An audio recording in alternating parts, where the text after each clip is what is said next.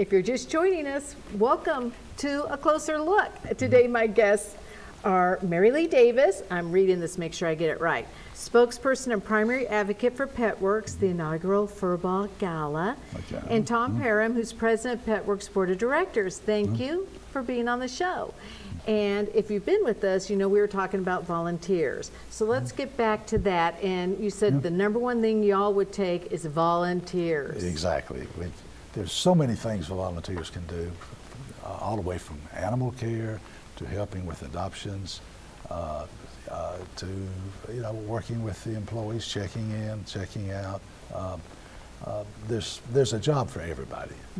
We get a lot of young people, a lot of high school and college kids. We also have people from the court system that are young people that are getting social services and working off time, and it's amazing.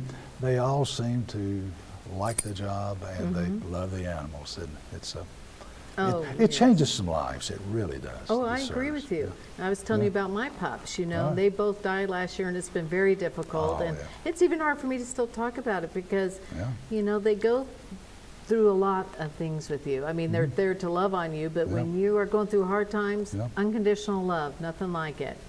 And it's something very special about that. They do change lives. You're right. Yeah.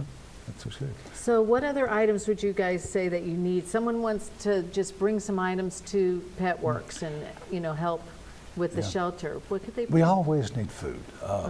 And that's, you know, most of the food is storable, and we have some storage rooms and so forth, but dog food, cat food, litter material. Is there any kind that y'all prefer? I mean, dry food? Dry food preferably. I think dry food, I've heard, is probably best for dogs. Right, it's better for them, and then it's easier to store, and it keeps the, you know, the critters out of it too. So that's true. That's a big thing. The other thing is, especially in the wintertime, are used towels and rags and so forth. We every morning. Well, let me back up. The reason we don't open till after lunch is because we spend the first half of the day cleaning and sanitizing every surface. So you'd use a lot of towels, keep everything dry and clean. So we always need just caring for the animals. Exactly. It's the first part of the day. That makes sense. Yeah. So, and that also not only prevents, but helps you control disease or parvo or things like that. If you get parvo, that one has been in the news recently. Yes. You treat it like a surgical area. We move it off to the end of the shelter. We encase the area. Quarantine everything. Quarantine, right. And the only people that can go in to clean are basically dressed in surgical attire. So you can control it. The thing is, you don't want to spread it to other animals. And so we've been very successful. So you're saying used rags, old rags, towels, dog food, cat food. Right. So those are the number one things you guys need. What about like dog beds or anything? Do you guys like that, or do you prefer just big towels and things that are easier to wash? Probably the latter, because we have dog beds that are somewhat permanent, but we change out the surface of those with the big towels and things like that. Gotcha. So, that's good to know. Good thinking. So where is Petworks going to be located? Okay, we're on East Stone Drive. Are you there now? Well, we own the property. We have about 6 acres of property. It's the East Tennessee way of explaining it. It's right across the street from where the bowling alley used to be. Oh, okay. Yeah, I know what you're talking about. Down by Lowe's, that area past Lowe's? It's really about 2 miles from Lowe's. And it's very convenient. You know, with a shelter, you want, you know, if you're an adoption center, you want it to be accessible and you want it attractive. So this is, and in terms of being accessible, it's in terms of driving distance, it's about equal distance between Kingsport and Bristol and Blumenville. Oh, that's nice. Geographically, it's not, but we've actually timed it, and it's about 12 minutes from each of those. And what's nice is it's more visible than where you are now. Exactly. Because where you are now, it's kind of like out of sight, out of mind a little bit. Some people say, well, I don't know where, it's idle hour, right? Yeah. They don't know where that is, and so it's kind of complicated. But Stone Drive, everybody knows where that's at. Oh, look, there's the shelter, or, you know. And it's going to be very attractive. I mean, Yes. it's a beautiful facility. We had a picture up just a second ago. The inside's going to be very nice and roomy. And Very one good. of the best things There it is we've separated the intake from the adoption ends. So you don't have dogs coming in with whatever the condition might be, but the other end is bright, it's clean. You can check out an animal, take it to a room, see how it gets along with your kids or other animals, and it's very effective. Well, let's talk a little bit about the Fosters program and Doggy Day Out. Well, one of the things that I think makes us unique is not only that we have Doggy Day Out, but the wonderful, wonderful showcasing opportunities.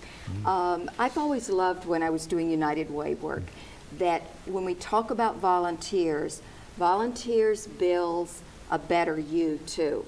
It's not just all the great TLC that happens for the doggy, but it's also how it builds your heart, and it also how makes a good opportunity for adoptability for these doggies.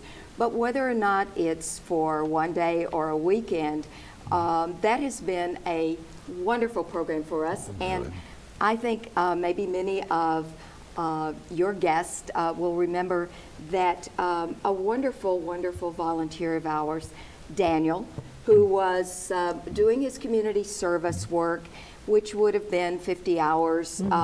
Long after that, he continued and actually has taken more than 50 dogs in the last year home, and to work with the Doggy Day program. And what that does for them is to help them become more adoptable and help them get that extra TLC that that they get one-on-one with a great volunteer. So that one is a huge program. And another thing that does is when we get, there are times when you peak and you have a lot of animals, that takes the pressure off the, the capacity. It makes a big difference. Yeah. That's big. Yeah.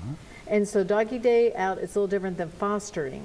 Right, and fostering also has the result of opening up the opportunities for additional pets at the facility.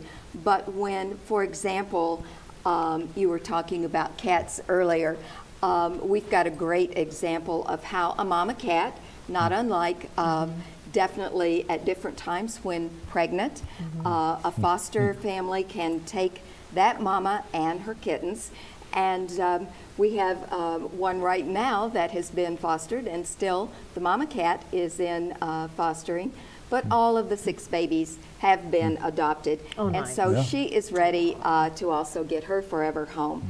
But it's one of the things that we found with fostering. It helps the animal find a better way of transitioning to home life. Okay. They get the TLC, they get the handling, they get used to that, the comfort, and make a very, very excellent pet, but also they show better on our adoption events and when people come to Petworks to take a look at, well, just which kitty or which dog would we like to take socialized home? Social, more. that's the word, social. Exactly, exactly. That's nice. I love that. Oh, Joey Olaf, you're such a sweet dog. Well, let's talk again about the Fur Ball Gala one more time before we have to go. It is going to be September 14th. Right. All right, at Meadowview. At 6:30. At 6:30. Is this a dressy affair? How does one prepare for this? Well, it is a festive affair. And so, especially as I mentioned before about the photographs and so forth, we know that people will be coming perhaps in their Parisian attire, or ladies may long dress, short dress, whatever you want. Yes. We want But you dress to nicely. enjoy It's a gala. We want to dress up a little bit. and just- look forward to it Yeah. each year. Yeah. Okay, well, that sounds great. And so this is $125 a plate, Yes. and it is coming up. So if people want to get tickets, how do they go about that? They can go to the Petworks website, petworkstn.org, or they may call Donna Davidson at Petworks for more information, including sponsorship, at 423-579-5007. This is so nice. Is it petworks.com or pet.org? .org. Yeah. .org? Yeah. Yes. Okay, petworks.org. We had it wrong on the screen, just for And- people that might have been watching. It's and- petworks.org. And the other way is we have this nice little brochure that explains what it's all about and how to register. And so many of those have been mailed out, several hundred. So. Oh, this is so- nice. so Oh, yeah. If you have extras, I have friends I can pass these out to. This we is brought 'em. nice. We brought That's 'em. what we want to That's happen. exactly right. Exactly, Linda. And it's effective, Linda, if you give one to a friend or encourage them to come, as opposed to reading about it maybe. So, and we already have probably over 90 seats already called for. Oh, So well, how it's- many are you hoping to sell? 250 for the inaugural year.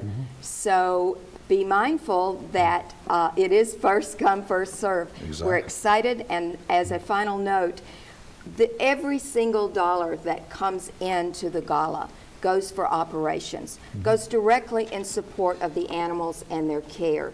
And for that reason, we really encourage people to come out, to support, and to realize this is going to be our annual primary fundraiser, separate from our adoption events and so forth. I love this. And Yes. we would like to present you with a little gift for gift? this timely interview. And I love presents. So we'll have to credit. Oh, I love that. Oh, Yeah. gosh, you are my forever shining star. Oh, And we all feel that way. That's right. And credit Carolyn. I love this. Look at this. It's an Yeah. ornament. Thank Yeah. you guys so much. Oh, this has been wonderful. I hope a lot of people sign up for the Fur Ball Gala coming up September 14th.